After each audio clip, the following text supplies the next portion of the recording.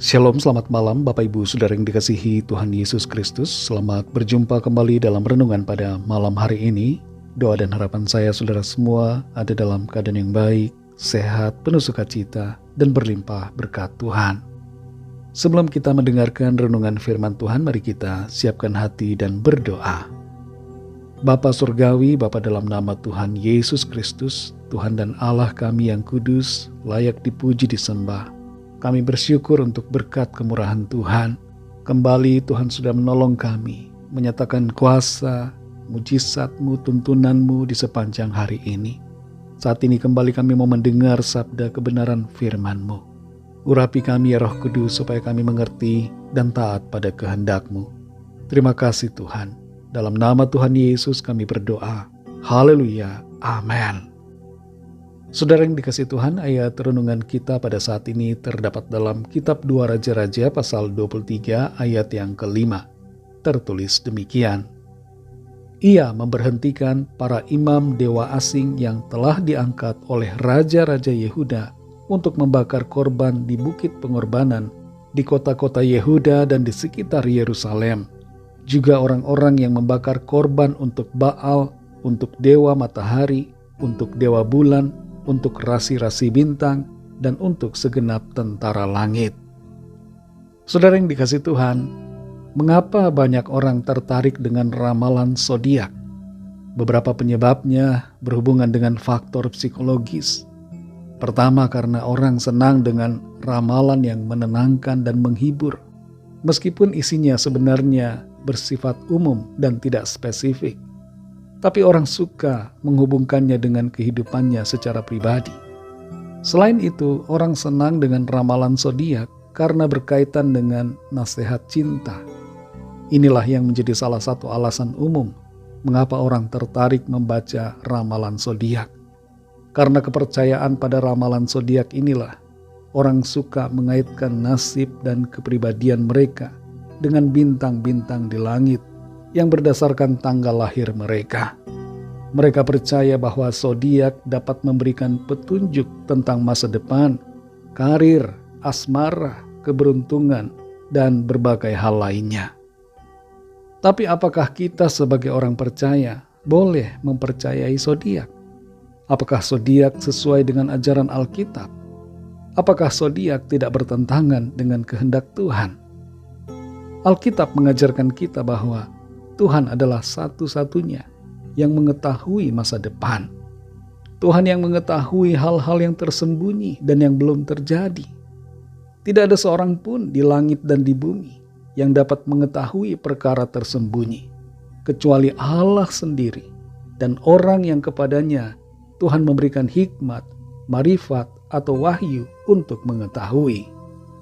Zodiak termasuk salah satu bentuk ilmu nujum yang berhubungan dengan okultisme dan secara jelas dilarang oleh Tuhan. Percaya pada ramalan zodiak merupakan bentuk ketidakpercayaan kepada Tuhan.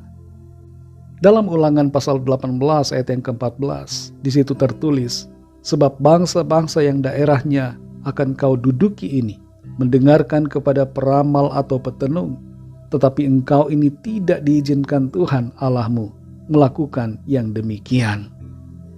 Tuhan menciptakan bintang-bintang sebagai benda penerang di langit dan sebagai penunjuk arah. Bintang-bintang tidak memiliki kekuasaan atau pengaruh apapun terhadap hidup kita secara pribadi. Sebab bintang-bintang hanyalah ciptaan Tuhan belaka. Dan Tuhanlah yang seharusnya menjadi fokus penyembahan, fokus perhatian, dan fokus dari kehidupan kita. Dalam 2 Raja-Raja 23, ayat yang kelima ini kita membaca bagaimana Raja Yosia membersihkan rumah Tuhan dari segala bentuk penyembahan berhala dan okultisme.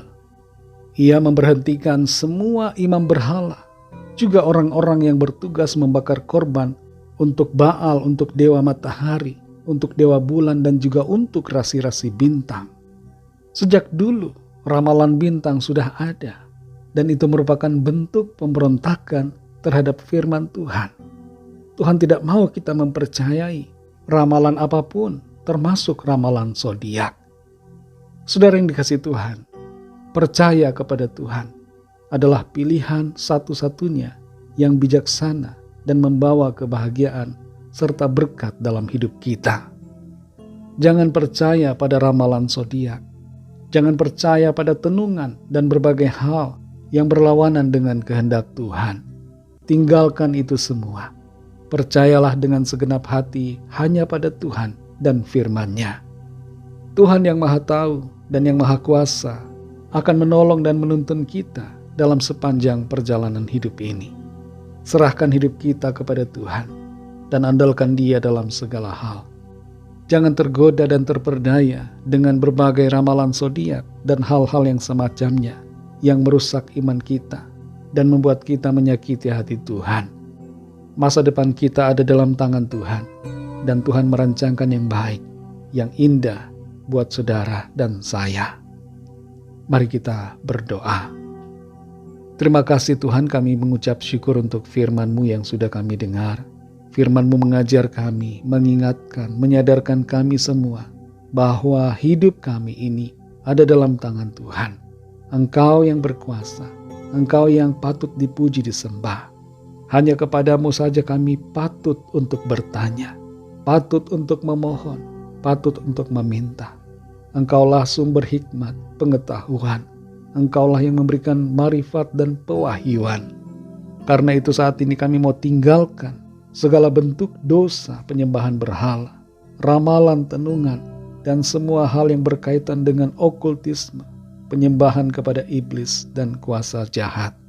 Bebaskan setiap kami dengan kuasa-Mu saat ini Tuhan, yang terikat terbelenggu dengan kuasa roh jahat dan kuasa kegelapan, okultisme, saat ini terlepas dalam nama Tuhan Yesus. Dan kuasa Tuhan yang ajaib menaungi dan melingkupi kami semua. Terima kasih Tuhan, tuntun kami terus ya Roh Kudus, sehingga kehidupan kami selalu berkenan kepada Tuhan. Berkatilah kami di sepanjang malam hari ini dalam istirahat kami. Lingkupilah kami dengan kasih dan kuasa-Mu. Kami membawa setiap pergumulan kami masing-masing dan setiap permohonan doa yang disampaikan agar tangan Tuhan menjamah dan menyatakan kuasa mujizat-Mu bagi setiap kami. Terima kasih Tuhan. Berkatilah semua bangsa di dunia ini. Lawatlah dan curahkan roh-Mu agar setiap orang dari segala bangsa percaya kepadamu dan terima anugerah keselamatan. Terima kasih Tuhan. Dalam nama-Mu yang kudus, nama Tuhan Yesus Kristus, kami sudah berdoa dan mengucap syukur. Haleluya. Terimalah berkat Tuhan. Tuhan memberkati engkau dan melindungi engkau. Tuhan menyinari engkau dengan wajah-Nya dan memberikan kasih karunia. Tuhan menghadapkan wajah-Nya kepadamu dan memberikan damai sejahtera. Berkat anugerah dari Bapa Surgawi, kasih karunia dari Tuhan Yesus Kristus, dalam persekutuan dengan Roh Kudus, menyertai kita semua, sekarang ini dan sampai selama-lamanya. Dalam berkat nama Tuhan Yesus Kristus, haleluya, amin. Puji Tuhan, saudara yang dikasihi Tuhan, saya percaya firman Tuhan menjadi berkat dan kekuatan buat saudara semua, dan Roh Kudus akan menolong saudara untuk lebih lagi memahami kebenaran firman Tuhan. Tuhan Yesus memberkati saudara semua. Sampai jumpa dalam renungan yang berikutnya. Haleluya.